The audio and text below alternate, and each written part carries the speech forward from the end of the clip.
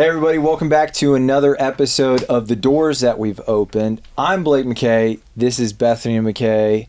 Bethany McKay, realtor, real estate agent, real estate investor, mother, wife extraordinaire. If people wanted to find out more about what you're doing, where would they find you? On Instagram at Nashville Top Realtor. Nashville Top Realtor on Instagram. And for everybody listening, we have a really cool show coming out. We're super excited about it. It's through the American Dream TV network. And we're going to be showcasing real estate and lifestyle around Nashville and Middle Tennessee. And we're super excited to showcase a lot of beautiful properties, a lot of ugly properties that are eventually going to become beautiful properties, and the life and stories of the people around us that make this awesome city. So if you would check that out, it comes out August 15th on the American Dream TV network, Roku TV, Apple TV, Amazon Fire TV, YouTube. Too many to name. But it's going to be, and the HGTV and Travel Channel, of course. Yeah. I can't forget that. That's the cool stuff. But stay tuned in for that, and we're excited for that. We could not have made this possible without Mitch. Mitch, where are you at? Where can people find you? You can find us at City Limits Studios on all social media, and our social media company is Clutch Socials. Awesome. Yeah, Mitch does an incredible job, him and his team here. We could not have done any of this without his superior knowledge on social media, filmography, audio recording. He does music videos and videography. I can't say enough good things. If it involves getting the word out there for any business venture or any activity, make sure you give Mitch a call and see how he can help you. Thank you very much, sir. So on today's episode, we have talked about the doors that we've opened. We've talked about some of the cool things that we do when we approach a door. We talked about in previous episodes how we recognize that our life changes in many ways, and this symbol of walking through a door, our environments change, our lifestyles change, and everything like that. And how we approach that is through prayer and fasting and getting wise counsel. Yep. And today we are going to be talking about a door that we didn't want to go through. Yep. An actually pretty hard decision. Very hard. For me in particular. Yeah. But I hope that as a result of this story, it will help some people out there who are feeling a little bit discouraged about a difficult decision that they have to make. Yeah. Because up until now, we've been telling people about the high points. We've been telling about winning free weddings, right, and meeting the love of our life in college and living fairy happily tales ever after. Like, right. all of those stories are true, and they're awesome, and we are blessed that those are our stories. Super blessed. And today we get to talk about the hard one in particular that was not so great at the time, but hard seasons and closed doors in this case. Yeah. A door that was closed, a door that we didn't want to go through, a door that was closed. Yeah. So let me tee it up for you. I'll set the stage. Okay. So you you trained Navy SEAL candidates in Chicago. Yep. And that's why we went to Chicago. That's a really cool job. Fun job. You wanted to be a Navy SEAL. I was like, oh, heck no. I can't be that wife.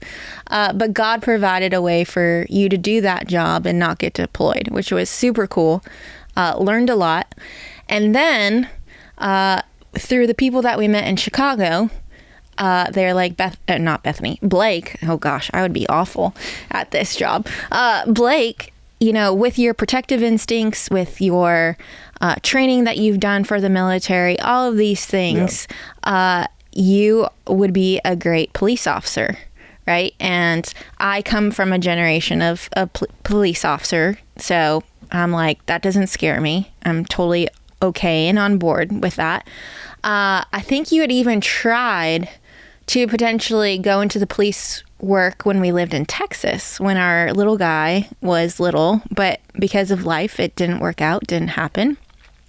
And so through these mentorships that you had, I mean, you got so much free training and like all of these medical like things that normal people do not receive.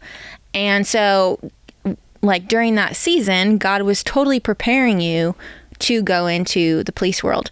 But furthermore, the ultimate goal too was that you would do police. You have to start at the bottom. That's how it works, right? Then you work your way up and you be SWAT. But then you also really wanted to run the training program, potentially one day. And because training is your background, right? And so my job leading up to this point was in full support of all of your career goals. So much so that I was always trying to figure out how I could work with you. And we joke because I think I came to you when you're a police officer and I was like, well, I could be a detective. And you're like, no, you're not going to be a detective. And so, but we had written so many journal entries and come up with business ideas and different things all geared around that world, military training, protective, like, I don't know how many business ventures we had developed. And so that's what we thought your career was going to be for the rest of your life. And I was always just going to be in support of that, building these businesses for you to take off. And so you came to Nashville to be on the police department, and we moved here in 2016. You started the month after 17, excuse me. Yep, 2017. You started the month after we moved here, and it took off from there. Yep. You were police officer of the month, police officer of the year, had these awards, accolades. You were highest in your class. You gave this speech at your, what do you call that? I don't even remember. Inauguration. The graduation. Yeah. So that's what we thought you were going to do. And then here comes 2020. Yeah. So you did a beautiful job of taking what I was going to say for the next 30 minutes. No, because it's all about what happens next. That's and the condensing it in 2 minutes. So thank you for that. But yeah, to give everyone a picture into my mind, like there are callings, and then there are great callings, and I felt like the righteous authority of being a police officer, when done well, of course, everyone can talk about abusive authority and corruption. It's not hard to find examples of that, but I, as a child of God, was using the authority of government to ease suffering and stop wickedness. Like there's fewer more righteous missions that I can think of than to save a hurting kid and to stop an evil man. Yeah. And so I was doing that on the regular as a police officer. Tons of paperwork, tons of politics, tons of like useless stuff. But at the end of the day, I could point to the kid that I helped, and I could point to the man that I stopped. And that was incredibly fulfilling for me. Yeah. And I was operating with a sense that I was working within God's favor. You know, you pointed out the accolades and stuff like that. That was not common. There are 1,300 police officers on the Metro Nashville Police Department when I was working there. Yeah. And I was named leader of my police academy class. Yep. During field training, which is in the infancy of my police career, I was a part of a police action that stopped a mass killer. Yep. And that was the action that gave me decorations for Police Officer of the Month and Police Officer of the Year for valor. And going on, like, there was also really cool favor stuff. Like, if any of you work shift work, you'll get this. But upon entry into your industry, it doesn't just have to be police or first responders, but any industry that has shift work, you're the low man on the totem pole when you first come in. So you're going to be working the busiest schedule or the most undesirable schedule. Yep. So typically, if you have A, B, and C shifts, that means you're going to be working the B shift because that's when the highest 911 call volume comes in, or C shift, which is graveyard midnight. and you just got to get used to that for the next couple years. Right. So it's really hard on family life because you're either gone during family dinner time, Right. or you're gone in the middle of the night and your sleep schedule is upside down. Yep. I was cut loose on day schedule. Yep. I was cut loose, so my hours were from 6:30 a.m. to about 2:33 p.m. So the kids could get off the bus and come home. And It was such a blessing. that was given to me. Yeah. Like, and so I was just like, man, this is so cool. Like, everything is lining up for my family as well as can be. Right. And So we thought in the beginning. And I got permission to try out for SWAT early. Yeah. Because And you would have been picked if your time had been. yeah, and I was crushing SWAT tryouts. Yeah. They were talking about, at the time you had to have a 5-year service to be eligible for the SWAT team, but they let me waive that so I could try out before my 5 years. So really cool stuff. And in and when things seemed like they couldn't get any better, COVID happened. Yeah. And everybody has some kind of COVID story. Everybody has some kind of lockdown story. Mine was, we had just gotten done with tornado here in Nashville that did a significant amount of damage to the downtown Nashville area. And so we had done extra patrols and extra shifts to do emergency search and rescue. Looters. To stop looting or prevent looting from happening in the damaged areas. So that was, my schedule went from like 40 hours a week to roughly double that pretty quickly. And then it happened again with the COVID response. And then it happened again during the George Floyd riot response. Yep. And there was rioting that was happening in Nashville. And so every single one of these periods that were happening. Yeah, we didn't see you for a good couple of months. Yeah. So they were happening back to back to back to back. Yep. So what's really cool, like financially speaking, that's a pretty good time to be a cop. Yeah. Because you're voluntold to do these extra shifts, which you get paid either time and a half, or you get double pay. Yeah. So it was a blessing, but we also didn't see you, so it was also hard on the family. Yeah. And this was in the early days of your real estate career. Ish, yeah. Yeah, and it was not dependable. No. Like the amount of commissions that you received and stuff like that, it had not like fully clicked. These things take time, and that was the season that we were in. They take years. Yep. And then I got COVID. We both did. Yeah. Yeah. And at the time there was like mandatory reporting for when you had COVID-like symptoms. And like it changed every week of how long you had to, I was going to say incubate, but that's not the right word. How long you had to, what do they used to call it?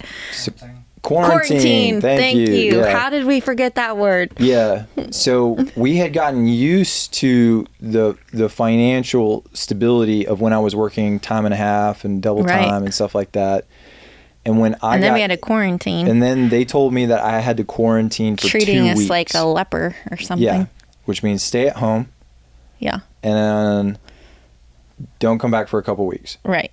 And I was like, what am I going to do with myself? We had never had that much time in our lives just to be, which looking back on it was actually a really big blessing. But when you're in the mess, you don't see it as a blessing. You see it as like hard. Yeah. Right. Yeah.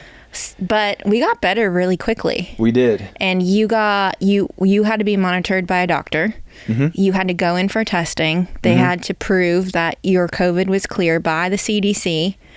It was a whole ordeal. Yeah. So you got cleared. Yeah, like and then what? 10 days after. 10 days after.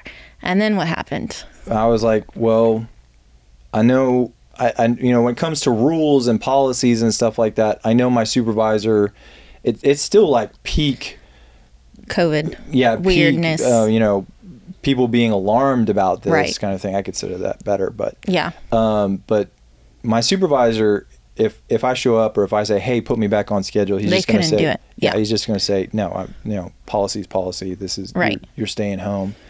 And I was like, well, could do an extra job. Let me sign up for an extra job. No. let me sign up for an overtime shift. Right. Which is through the department. It's not like I can ask Dollar General to watch their parking lot. It's a controlled app system. Yeah, I have to go through the supervisor. So it may seem like minor details to you, but trust me, that's like the biggest part of the story.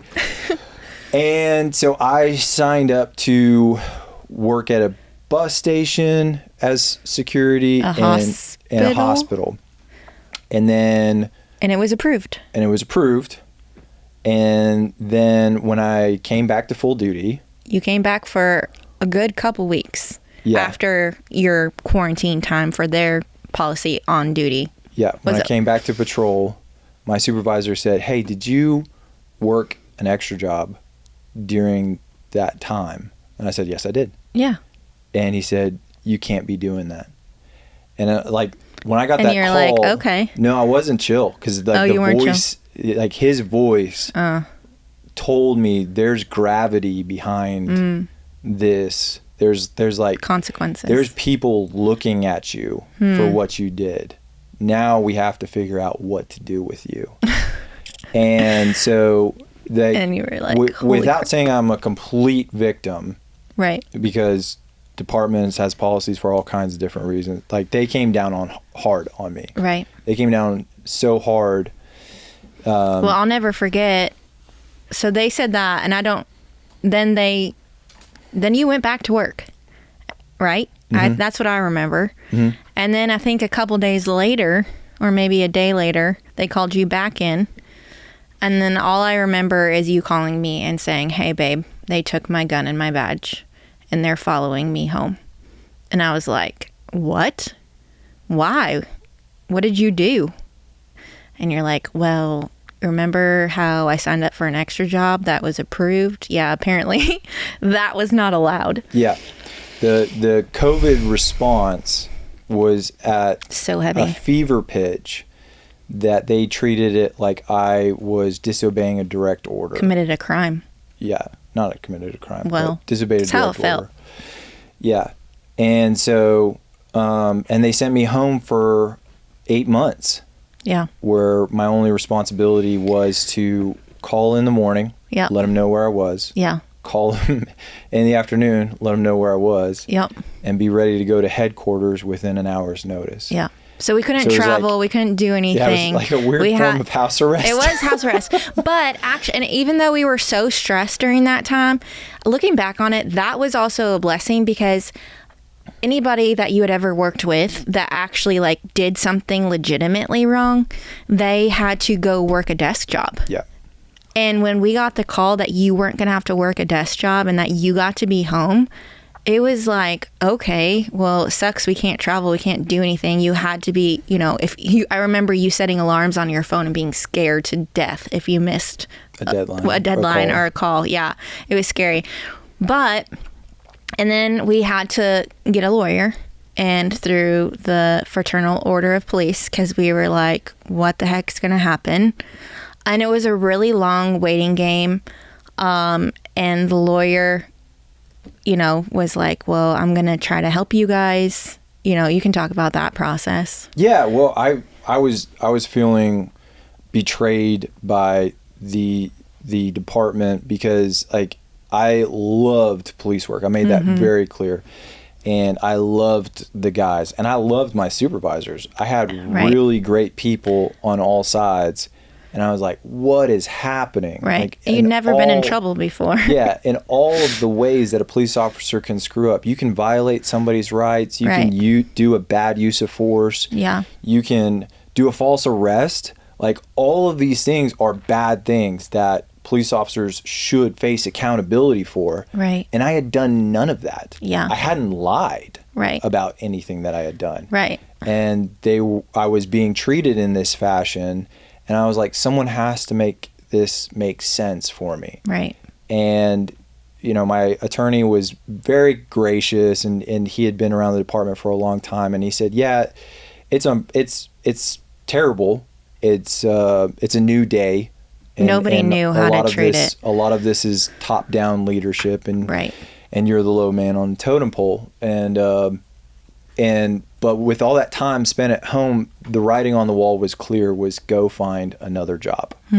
Like, we're giving you this time Figure it out. to figure out what your next source of employment was. Yeah.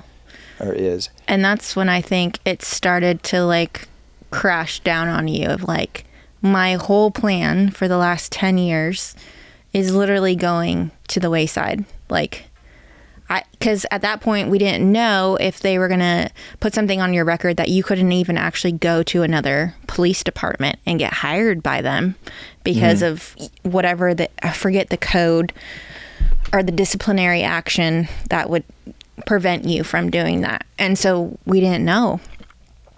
But all during that time, I was hustling. I was working, and I realized with you being home and you driving me around Middle Tennessee, I could work, I could text, I could do social media.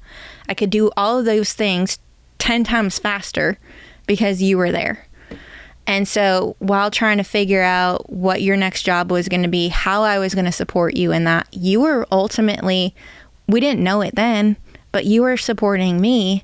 And then as time went on, so it was 8 months, you said, 8 months, and then you had to go to court and have a hearing, right?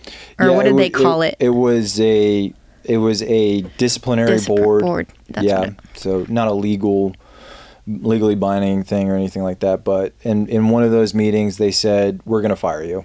Yeah. Like, they didn't say it like that, but they said, this is how this goes away, is that we fire you. Right. And my attorney and I said, no, you can't do that, essentially. Right. Yeah. And spring of 21 rolled around, and new chiefs were put in place, new leadership, and they said that, yeah, you can come back.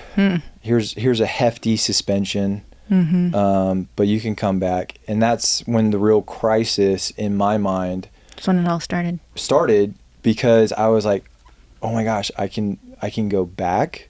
I mean, all of the things that I said about the department are true. I love that place. I love the work that we're doing. I love the guys. And those are the strongest friendships I had ever experienced. Right.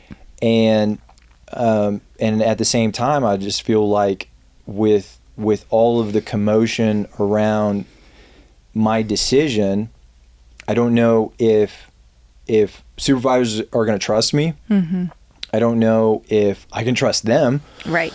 Because of the heavy-handed nature of the discipline. And I don't know if, considering the stakes facing police officers every day, life and death is real considerations. Huge. And I was so scared of that. Yeah. Because I was like, what if my husband actually shot somebody?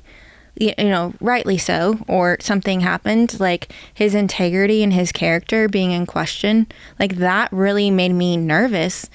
And in 2020 on Instagram, if I ever posted a picture with you in a uniform, I would always cross off like where you worked and blurt it out. But like I would literally get death threats.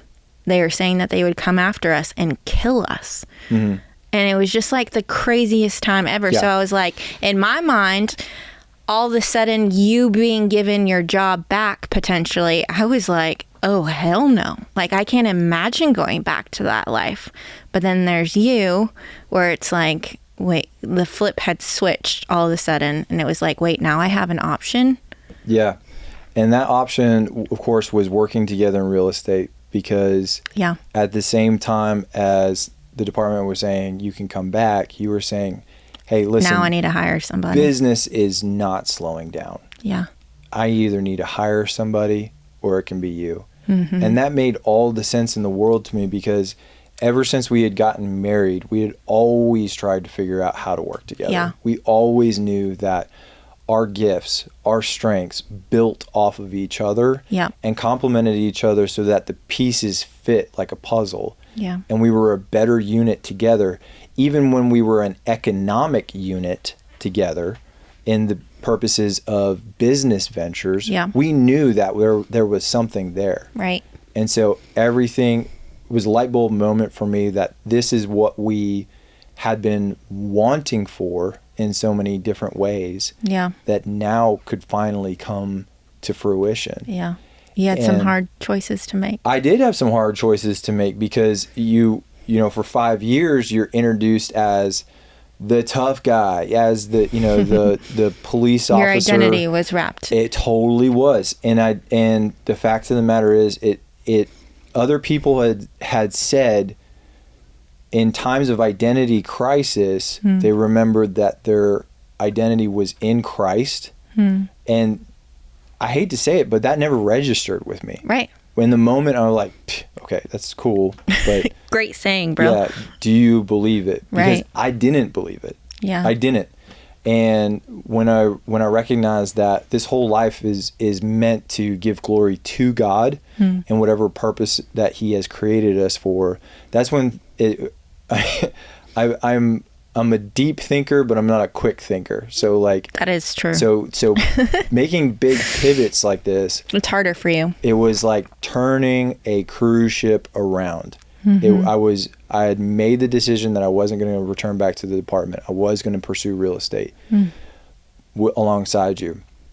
But there's been a long time of getting it into the direction until finally I recognized that the characteristics and the pursuit are two different things. So the characteristics that made me an awesome police officer are separate from the actual activity of policing. Right. So all of the hard work, all of the effort, all of the strength of will, all of the desire to be better in that pursuit is now applied to real estate sales. So that was a huge door that felt like it was closing in the midst of another one opening. Yeah. And that was not one that I really wanted to walk through at all. No. I wanted to, continue in being better in this area, because it was so rewarding. It was so cool. And I was like,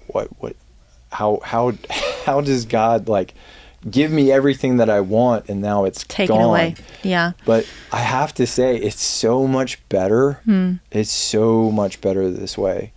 And for my brothers that are still serving on the police department, God bless you. Like that's so and your families. Awesome, and your families for what you all are doing. It really is some of the Lord's work, and I'm just grateful that I got to be a part of it for a time. Yeah. So you talked about this identity crisis and turning the ship. I mean, to be real and to be honest, it took you almost 5 years, I want to say 4 years, to like work through that. And on my end, working with you, I didn't want you to ever resent me or regret anything, so much so that like I probably let you flounder, for lack of a better word right now, for a while, because I didn't want to push you. I didn't want you, for me to feel like your mother or your boss. Like, I didn't want that for you, nor a relationship, because I needed to protect our marriage in this too, because our marriage is more important than our business. And so, we were trying to think of ways that in the real estate world, because the real estate world is so much bigger than a lot of people think of just buying and selling. There's so many aspects, so many layers to real estate in general. And I wanted you to find your own baby, and I kept using those words. I want you to find your own baby that you can tender love and care, take care of, grow, raise, so that you had ownership in this business together.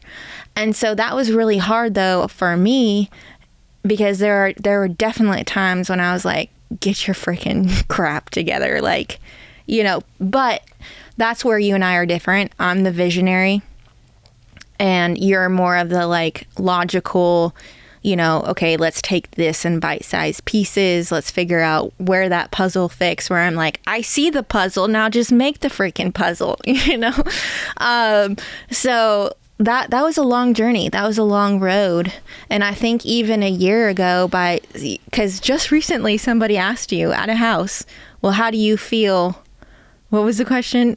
how do you Is feel? real estate doing it for you? Yeah, no, and it was even worse than that. It was like, how does it feel working for your wife or something? Like, I feel like wife was in there, Yeah. somehow, and you were able, for the first time I think ever, for me to confidently have you answer that question.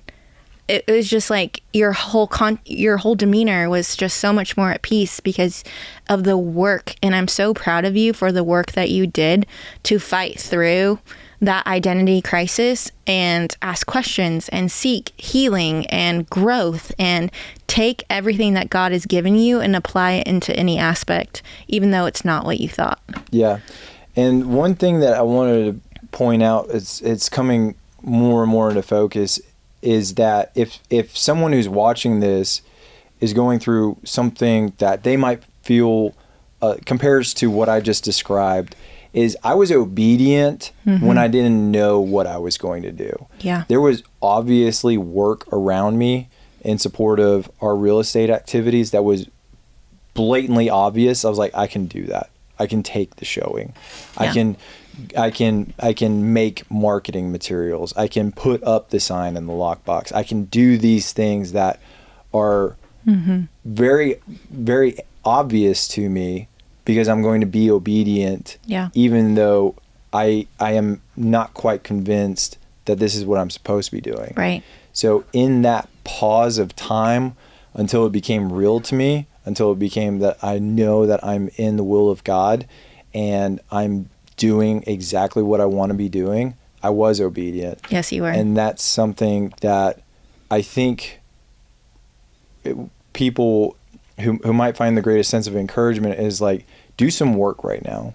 Do some work, be obedient, and take care of the thing. Even if you don't see the whole picture. Even if you don't see the whole picture. Yeah. And so, yeah, the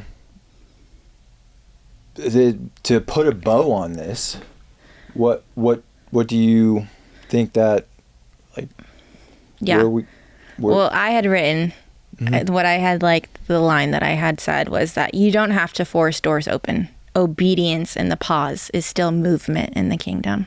Yeah. Amen. Cool. Thanks for joining us, everybody.